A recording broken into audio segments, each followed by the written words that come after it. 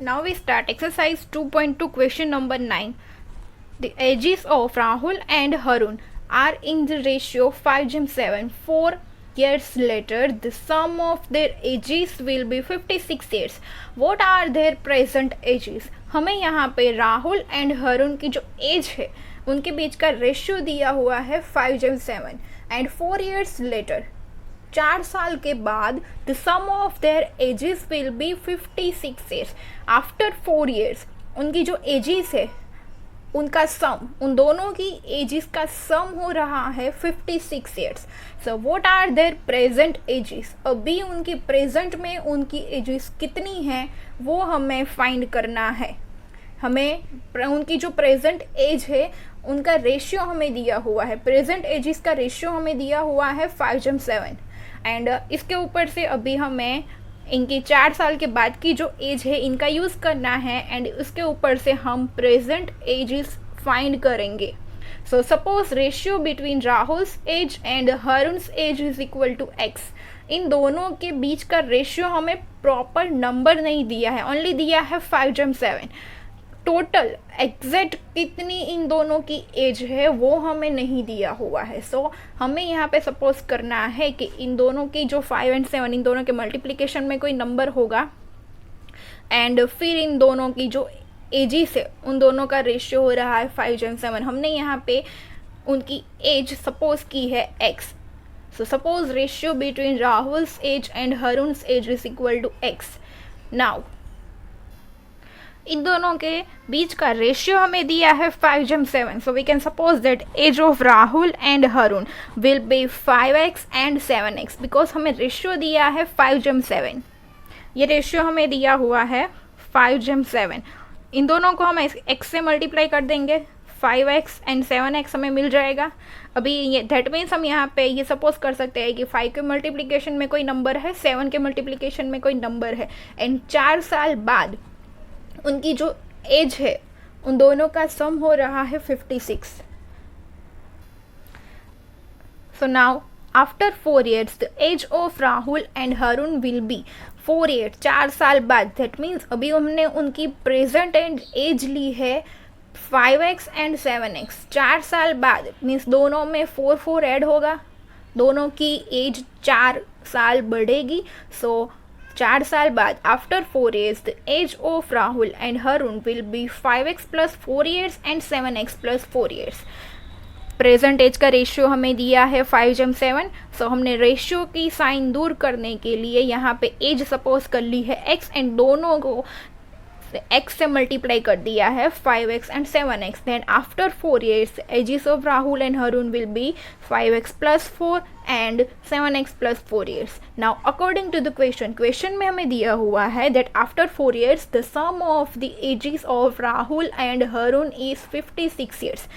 Question में हमें दिया हुआ है कि 4 साल बाद दैट मीन्स हमें ये जो एजेस मिली है 5x plus 4 and 7x plus 4 इन दोनों का सम, इन दोनों की जो एज है इनका सम हमें मिल रहा है 56 years. So 5x plus 4 and 7x plus 4 इन दोनों का एडिशन हुआ है, सम मीन्स एडिशन. सो इन दोनों का एडिशन हुआ है 56. अभी हम यहाँ पे x की वैल्यू फाइंड करेंगे, फिर हम राहुल की जो एज है उसमें x की वैल्यू रखेंगे, देन हरुण की जो एज है उसमें x की वैल्यू रखेंगे एंड हम उन दोनों की प्रेजेंट एज फाइंड करेंगे. सो पहले तो हम यहाँ पे x की वैल्यू फाइंड करेंगे. यहाँ पे वेरिएबल वाले स्टेप पहले सॉल्व करने हैं. यहाँ पे वेरिएबल है 5x एंड यहाँ पर वेरिएबल वाला स्टेप है 7x.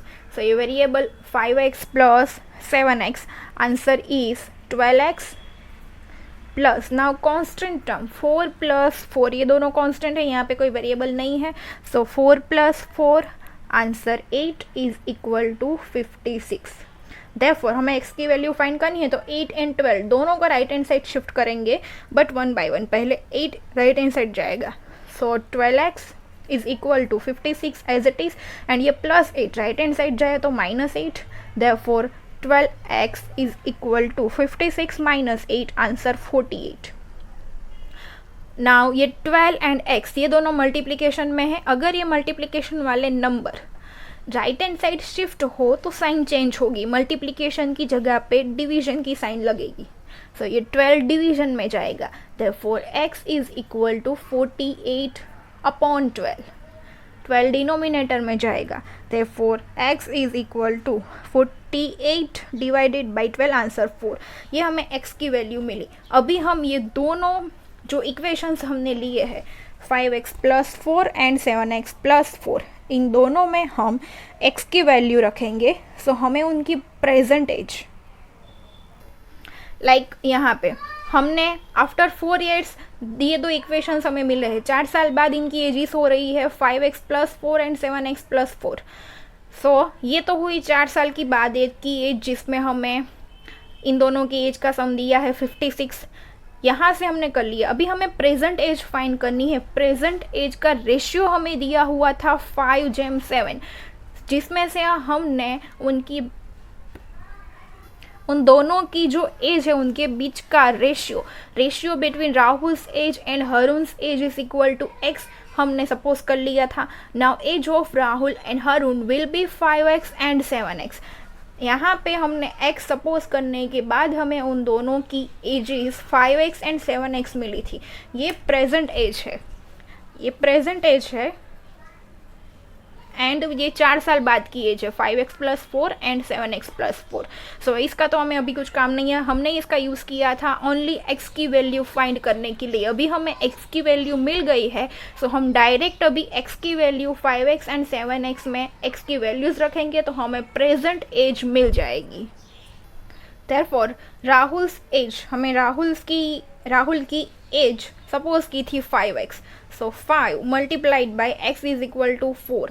So answer is 20। That means हमें जो रेशियो दिया था 5/7, उसमें 5 के साथ मल्टीप्लिकेशन में 4 होगा, एंड दूसरा रेशियो दिया था 7, तो 7 के साथ भी मल्टीप्लिकेशन में 4 होगा, तो 7 मल्टीप्लाइड बाई 4, आंसर 28 मिलेगा। अभी आपने ये जो आंसर लिखा है 20 एंड 28, ये दोनों राइट है या रॉन्ग, ये आप कहाँ से चेक करोगे? तो आपको 20 डिवाइडेड बाई 28 करना है। लाइक हमें यहाँ पे आंसर मिले हैं 20 एंड 28। हम अगर इन दोनों का डिवीजन करें, अभी हम न्यूमरेटर डिनोमिनेटर में से कट करें तो 20 को कट करके 5 4 ज़ा 20 एंड 28 को कट करके 7 4 ज़ा 28। ना 4 4 कट, तो अभी न्यूमरेटर में बचा है 5 एंड डिनोमिनेटर में 7। सो 5/7 को हम लिख सकते हैं 5/7।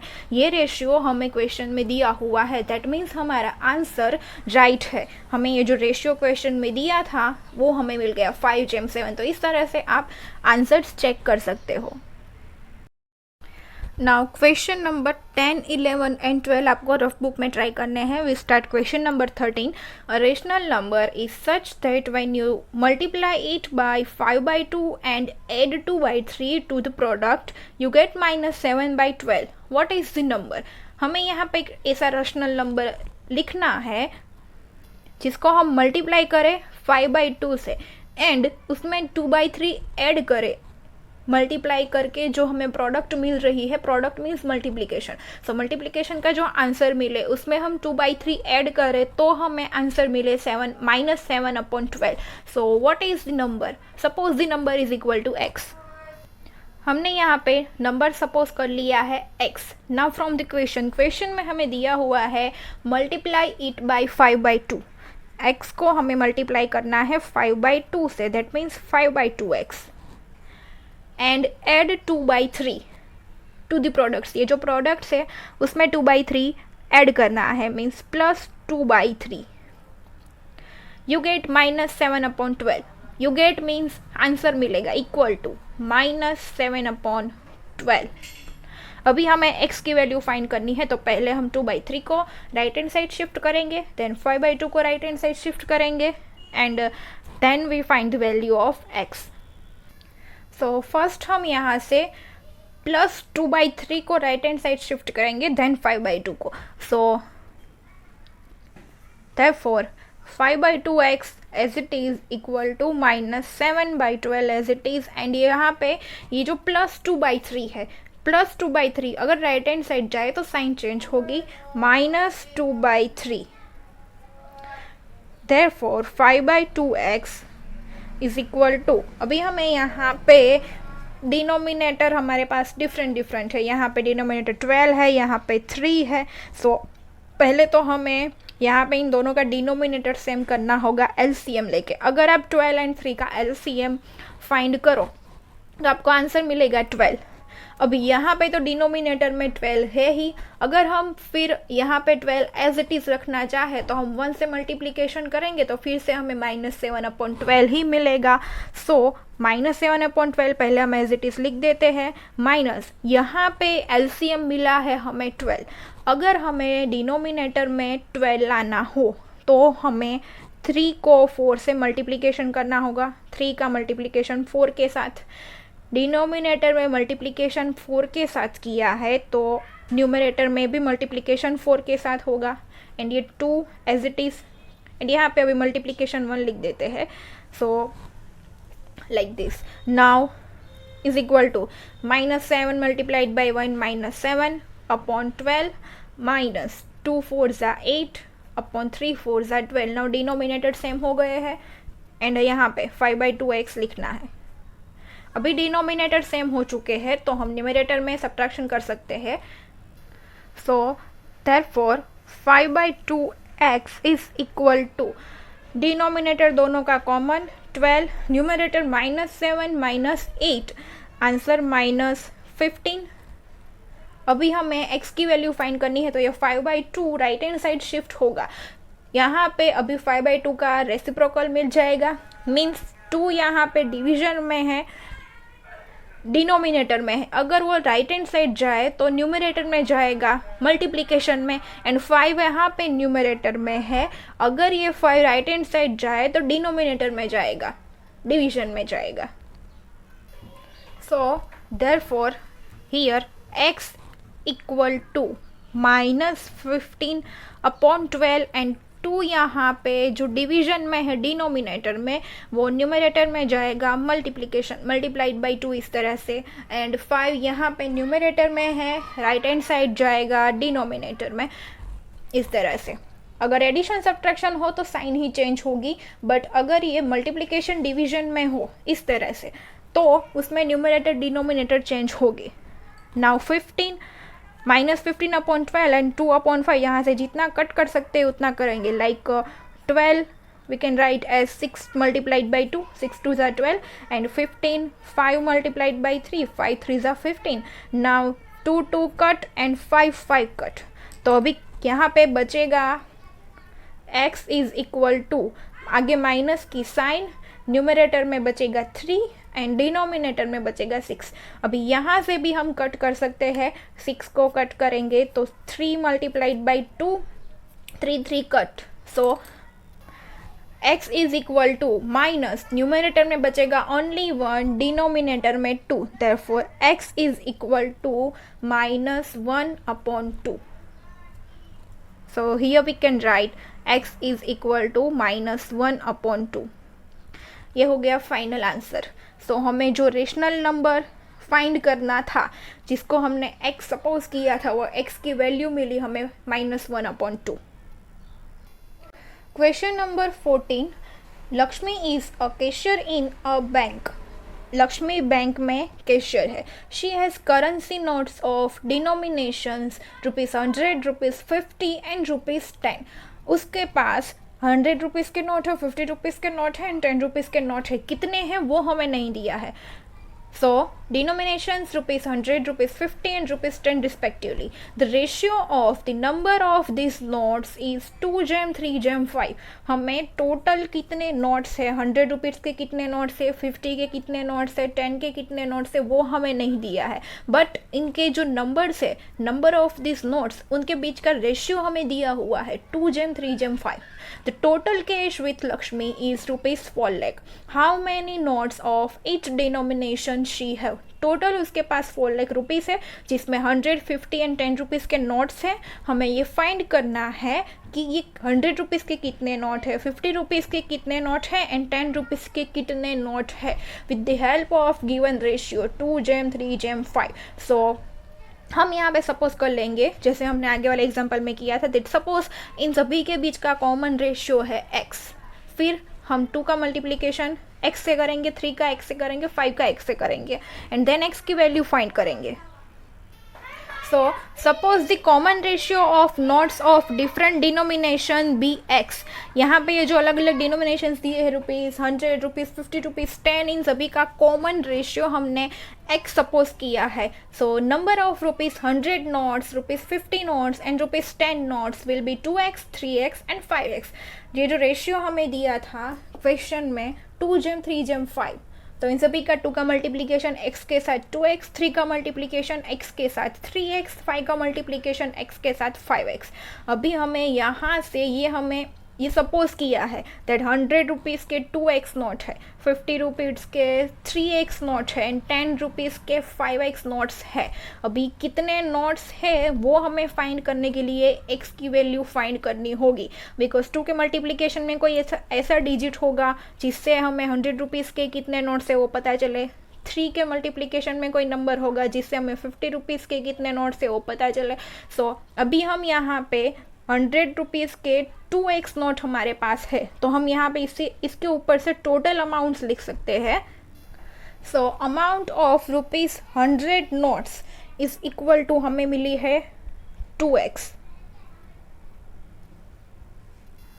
दैट मीन्स 100 रुपीज़ की 2x नोट है, तो अगर हम 2x मल्टीप्लाइड बाय यहाँ पे 100 करें तो हमें 100 रुपीज़ की कितने नोट्स है वो मिल जाएंगे. अभी हमें ये जो वैल्यूज़ मिल रही है वो x में मिल रही है. पहले हम ये x में ही कितनी वैल्यूज़ है वो फाइंड करेंगे, देन हम x की वैल्यू फाइंड करेंगे. सो 2x multiplied by 100, answer is 2 multiplied by 100, 200x rupees. ये रुपीज़ मिले हैं. सपोज 100 रुपीज़ के 200x जितने नोट्स है. Next amount of rupees 50 notes, जिसके लिए हमने सपोज किया है 3x.